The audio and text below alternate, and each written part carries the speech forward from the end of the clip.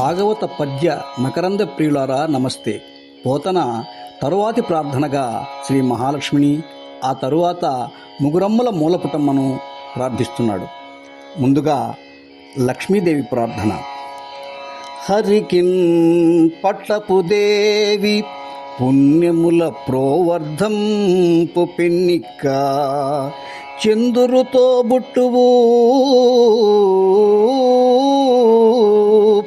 భారతీ గిరసుతల్తో నాడుపు బోడి తామరలందుండెడు ముద్దరాలు జగముల్ మన్నించు నిల్లాలు భాసురతన్ లేములు వాపు తల్లి సిరియుత్సున్ నిత్య కళ్యాణముల్.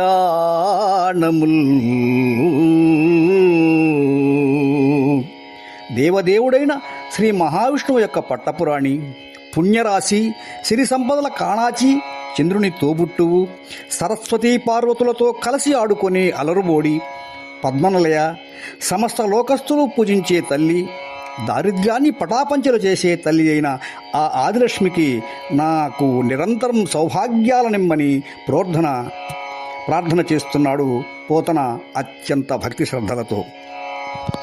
తదుపరి ముగురమ్మల మూలపుటమ్మ అయిన జగన్మాత ప్రార్థన.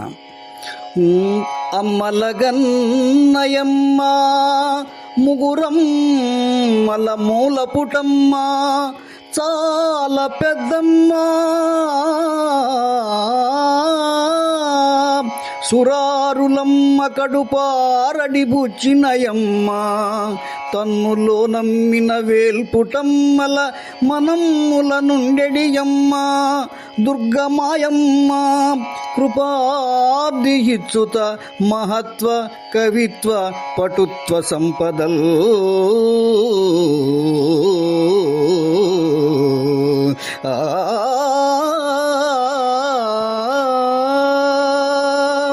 అమ్మలందరికీ అమ్మ, ముజ్జగాలకు మూలమైన ముగురమ్మలకు ఆదిమూలమైన అమ్మ, సనాతనమై అందరికీ అధికురాలైన అమ్మ, విధ్వంసకారకులైన రక్కసులను దునిమి ఆ కారణంగా రక్కసుల తల్లి అయిన దితికి గర్భానికి దుఃఖాన్ని కలిగించినమ్మ, తనను నమ్ముకొన్న దేవకాంతల మనస్సులలో నివసించే అమ్మ, దయాసముద్రాలై అందరికీ అమ్మాయి అయిన అమ్మ, నాకు లక్ష్మి అయి సంపదలను, సరస్వతి అయి కవిత్వాన్ని, పార్వతి అయి పటుతల శక్తిని సమకూర్చమని ఆ దుర్గామాతను స్తుతించాడు పోతన.